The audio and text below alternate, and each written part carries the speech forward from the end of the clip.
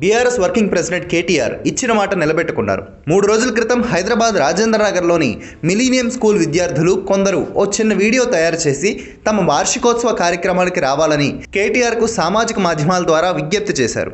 దీనికి స్పందించిన కేటీఆర్ తాను అందుకున్న క్యూటెస్ట్ ఇన్విటేషన్ ఇదేనని, వేరే ప్లాన్స్ ఉన్నా సరే మనసు మార్చుకున్నానని, ఖచ్చితంగా వస్తానని ట్వీట్ చేశారు. ఇచ్చిన మాట ప్రకారం ఆ స్కూల్ వార్షికోత్సవానికి హాజరై పిల్లలతో సరదాగా గడిపారు.